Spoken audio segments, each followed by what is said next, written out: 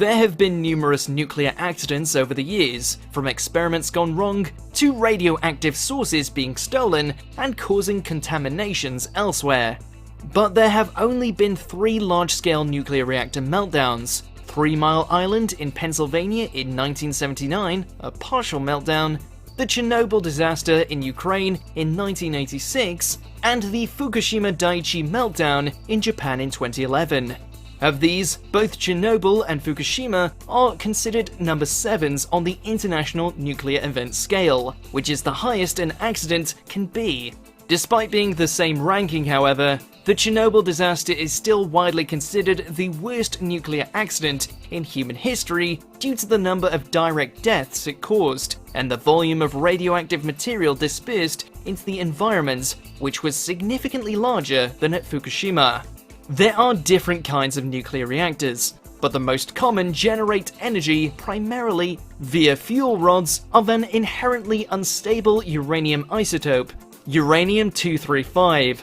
This isotope, when its nucleus is purposely split by a free neutron in the reactor core, produces a reaction called nuclear fission, which generates large amounts of energy. This energy creates heat, which evaporates water and produces steam, which in many nuclear plants then turns a large turbine, and the turbine generates electricity. In other words, these plants make power the same way, say, a coal plant does, with the crucial difference, of course, being the raw material. Nuclear plants can generate much more power with much less fuel, and are technically environmentally cleaner in terms of pollution, though not radioactive waste, provided they work as they're supposed to. Though the causes vary wildly, from preventable design flaws to human error to an earthquake, reactor meltdowns happen for just one reason. The reactor ceases to function properly, and the radioactive fuel rods inside melt down, because nothing is cooling them. This happens because nuclear fission is, unsurprisingly, very, very hot. A fully functioning nuclear reactor core is around 572 degrees Fahrenheit, for instance. Because of this, a coolant system, usually water-based, is necessary to make sure it doesn't overheat. The 2011 earthquake and resulting tsunami that affected Fukushima was strong enough to cut off power to the plant, meaning its coolant system failed and 3 of the 6 reactors went into meltdown. At Chernobyl, a shift of workers carried out a complex safety test they weren't properly prepared for, that involved simulating how well the reactor would manage in a power cut, ultimately meaning again that a coolant system failed. When a meltdown happens, the nuclear reaction goes completely out of control, as the core begins to rapidly decay, which can sometimes result in an explosion. Explosions at nuclear plants are very rare, however. At Fukushima, the meltdown caused a different reaction, which created hydrogen gas that was eventually able to ignite and explode. But this was still nothing compared to the explosion at Chernobyl's Reactor 4. This enormous explosion that blew apart the plant happened for multiple complex reasons due to the negligence and lack of attention to safety protocols, leading to a massive buildup of pressure exacerbated by a design flaw with the control rods. Inside the reactor, these control rods, made of boron, were inserted to shut down the reaction, but their graphite tips briefly, yet consequentially, intensified the already precipitous release of energy. The resulting explosion was so huge, the roof of the plant building was completely destroyed, and large concrete structures had to be built to contain the area. An exploding nuclear reactor is vastly different from an exploding nuclear bomb. Despite being designed to explode and cause destruction, no atomic bomb can ever have the effects as long-lasting or far-reaching as a nuclear plant accident if it were truly out of control.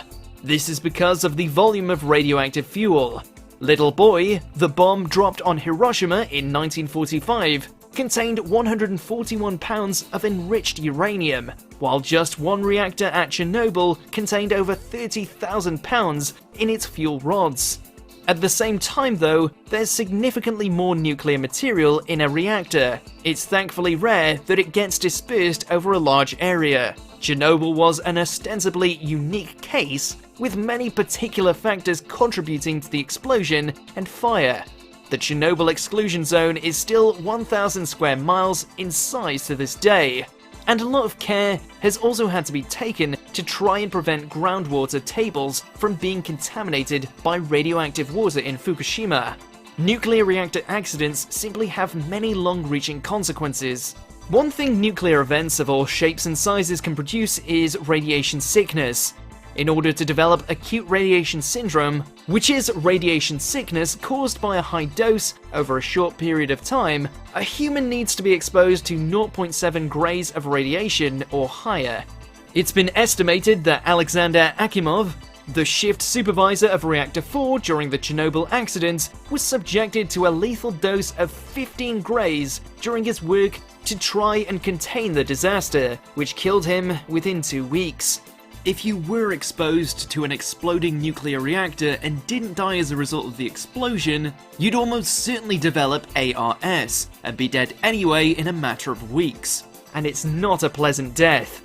Some of the early symptoms of radiation poisoning are diarrhea and vomiting, while later the radiation burns get so severe that your skin may slough off.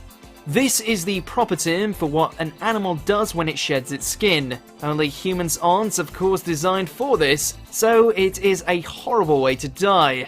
Radiation also makes you more susceptible to secondary infections, made even worse by the fact your skin is covered by open sores and you're plagued by internal bleeding.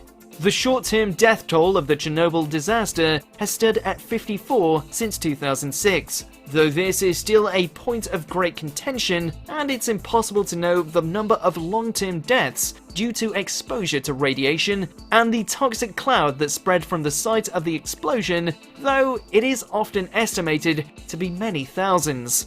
While at its best, atomic energy is powerful and efficient, at its worst, it can create some of the most violent and deadly incidents in human history. And that's what happens inside an exploding nuclear reactor.